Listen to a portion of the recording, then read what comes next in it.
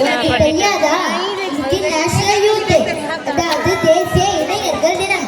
கரெக்டா சொன்னேன். அப்ப ஆனுவல் டே ப்ரோக்ராமில் இத பத்தி சொல்லலைன்னா எப்படி? கண்டிப்பா. அதனால்தான் இந்த நாளை இளைஞர்கள் நாளாக அறிவிக்கத்திற்கு காரணமாக இருந்த சுவாமி விவேகானந்தர் வாழ்க்கையில் அந்த சுவாரஸ்யமான சம்பவங்களை இங்கு டிராமாவா பார்க்க போறோம். ஓ, then let's watch.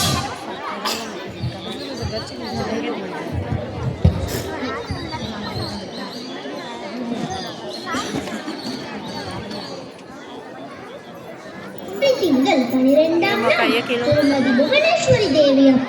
வணக்கம். சுவாமி விவேகானந்தர் 1863ஆம் ஆண்டு ஜனவரி திங்கள் 12ஆம் நாள் திருமதி புவனேஸ்வரி தேவி அம்மையாருக்கும் விஸ்வநாத் அத்தாவுக்கும் கொல்கத்தா நகரில் மகனாக பிறந்தார். நம் நாட்டின் பெருமையையும் கலாச்சார பண்பாட்டையும் உலக அரங்கில் ஒழிக்கச் செய்த நம் தேச தலைவர்கள் பலரில் இவரும் முக்கியமானவர்.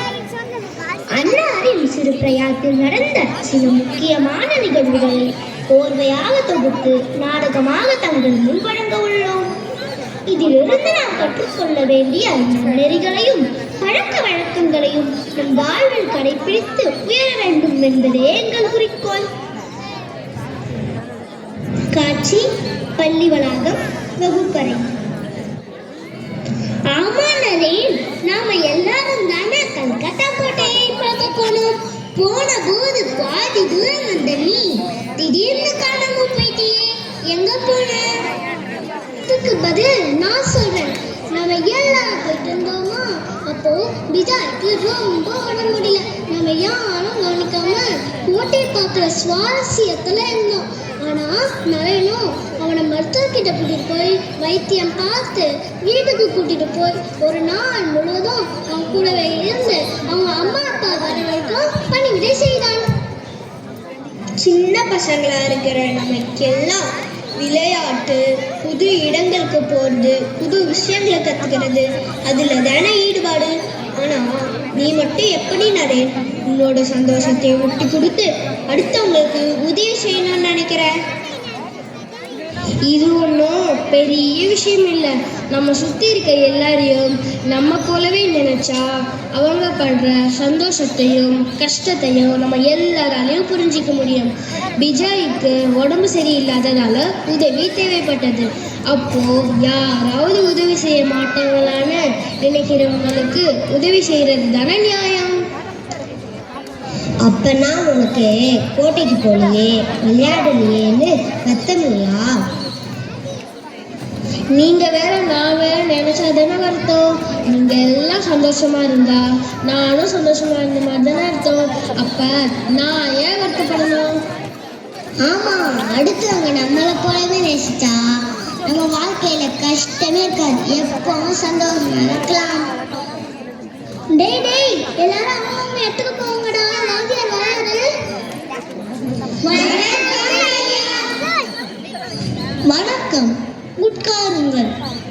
நீங்க நேற்றுக்கு எழுதின தேர்வோட விடைத்தாளை எல்லாம் திருத்தியாச்சு. அவங்க விடைத்தாளை வந்து வாங்கிக்கோங்க.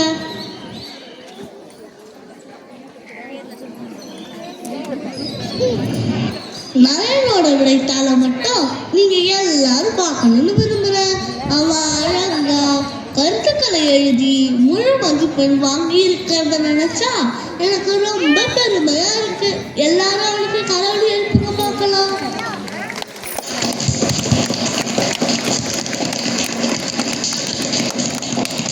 நரேன், பல நாட்கள் நானே உன்னை தெருவில் குழந்தைகளோடு விளையாடிட்டு இருக்கிறத பார்த்துருக்கேன். அப்படி இருந்தாலும் படிப்புலையும் விளையாட்டுலையும் முன்னிலை வகிக்க உன்னால எப்படி முடியுதுன்னு சக மாணவர்களுக்கு சொல்வியப்பா. அது அவங்களுக்கு ஊக்கமா இருக்கும். சரிங்க ஐயா, அது ஒன்றும் பெரிய விஷயம் இல்லை. நம்ம எல்லாருக்கும் இருக்கிறது 24 மணி நேரம் தான். அந்த நேரத்தில் எந்த நேரத்தில் படிக்கணும், எந்த நேரத்தில் விளையாடணும், எந்த நேரத்தில் சாப்பிடணும், எந்த நேரத்தில் உடற்பயிற்சி செய்யணும், எந்த நேரத்தில் இறைவனை வழங்கணும், எந்த நேரத்தில் தூங்கணுங்கிறது நம்ம தேவைக்கு ஏற்ற மாதிரி கால அவகாசத்தை முடிவு பண்ணிட்டோம்னா படிக்கவும் முடியும், விளையாடவும் முடியும், வாழ்க்கையை நல்ல முறையில் நடத்தவும் முடியும். இப்படி இருந்தா காலம் நம்ம கட்டுப்பாட்டுக்குள்ள இருக்கும்.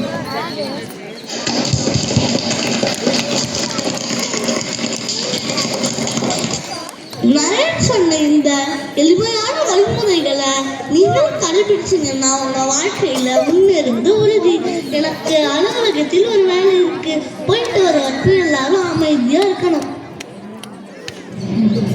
டேய் வாங்கடா, ராஜாவும் அரசவை விளையாட்டு விளையாடலாம். எப்போ போல நரேன், நீ தான் ராஜா.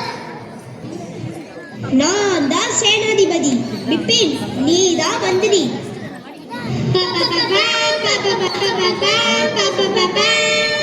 ராஜாதிராஜ ராஜ கம்பீர நரேன் ராஜா வரா வரா வரா. என்ன மந்திரியாரே, ஊர் மக்கள் எல்லாம் இவ்வளோ பேர் வந்திருக்காங்க, என்ன விஷயம்? ராஜ்யத்தில் எல்லாம் நல்லா தானே இருக்கு, ஏதேனும் பிரச்சனையா? வணங்குகிறேன் அரசே. திடீர்னு ஏதோ கொள்ளை கூட்டம் அந்த கிராமத்துல வந்து ஊர் மக்களை எல்லாம் அடிச்சு பொருட்களை எல்லாம் திருடிட்டு போயிட்டாங்களாம். அதைத்தான் புகார் பண்ண வந்திருக்காங்க. அப்படியா? உடனே நம் படை வீரர்கள் திரட்டி கொண்டு அந்த கொள்ளையர்களின் தலையை பந்து அடிக்குவாங்க. அரசே.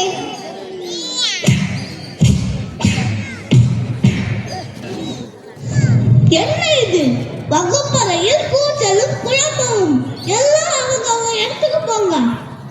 பாடத்தை படிக்காம என்ன இது? நேற்றுக்கு நான் நடத்தின பாடத்துல இருந்து கேள்வி கேட்கிறேன், பதில் சொல்லுங்க பார்க்கலாம்.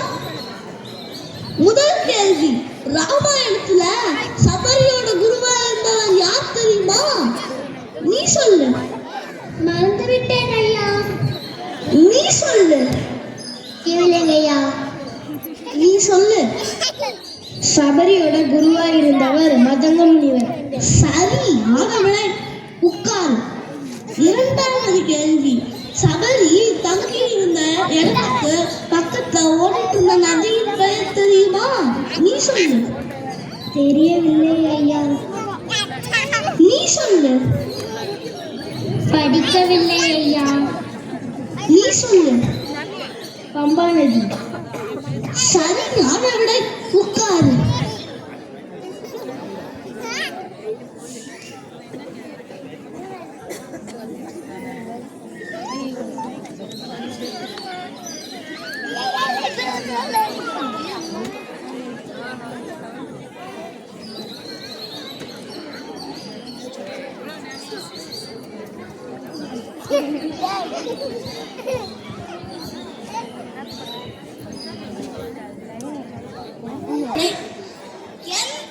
எந்த கேள்விக்கும் பதில் தெரியல, பாடங்களையும் சரியா கவனிக்கல.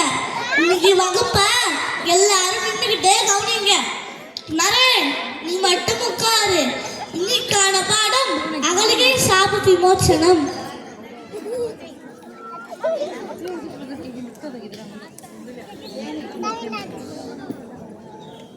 நான் சொன்னது உனக்கு புரியலை? நீ மட்டும் உட்காரு, மற்றவங்க நிக்கட்டும். சரியான விடை சொன்ன உனக்கு தண்டனை கிடையாது. ஐயா, அவங்க மட்டும் விளையாடல, நானும் தான் விளையாடினேன். நேற்று நடத்தின பாடத்தை அவங்க சரியா படிக்காம இருக்கலாம், ஆனா இப்போ நடந்த தப்புக்கு நானும் தான் காரணம். அதனால நானும் தண்டிக்கப்படணும். வகுப்பை நின்னுக்கிட்டே கவனிக்கிறேன் ஐயா. எல்லாரும் செய்த தப்ப மறைக்க நினைப்பாங்கல்ல, மத்தவங்க மேல பழி போடுவாங்க. ஆனா நீயும் நடந்ததுக்கு நீ தண்டனையே இல்லாத பொழுதும் நடந்ததுக்கு நீயும் காரணம் என்று தன்னிச்சையா வந்து ஒப்புக்கொண்டு தண்டனையை கேட்டு வாங்கும் நீ நாளை நாடே போற்றும் பெரும் தலைவனாக வரப்போற. என்னோட பரிபூரண ஆசிகள். நரேனோட இந்த நல்ல குணத்தால இன்னைக்கு யாருக்கும் தண்டனை கிடையாது. எல்லாரும் அவங்க இடத்துல உட்காருங்க. நன்றி ஐயா.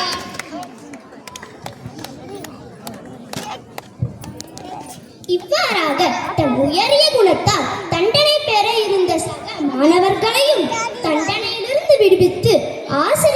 நடத்தியது போல உலகமே போற்றும் ஒரு பெரும் தலைவராக சுவாமி விவேகானந்தரின் பாத கமலங்களை பணிந்து அன்னாரின் உயரிய குணங்கள் சிலவற்றையாவது பின்பற்றி உயர்வடைவோம். அன்னாரின் வாழ்வில் நடந்த நிகழ்வுகளை காலம், சூழ்நிலை, தேவை கருதி சில மாற்றங்களை செய்து தங்கள் முன் வழங்கியுள்ளோம். இதில் பிழையிருப்பின் மன்னிக்குமாறு கேட்டுக்கொள்கிறோம்.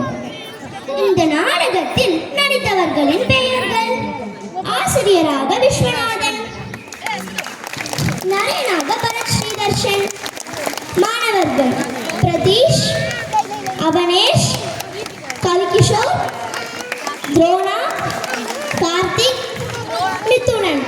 என் பெயர் மகதி. நன்றி.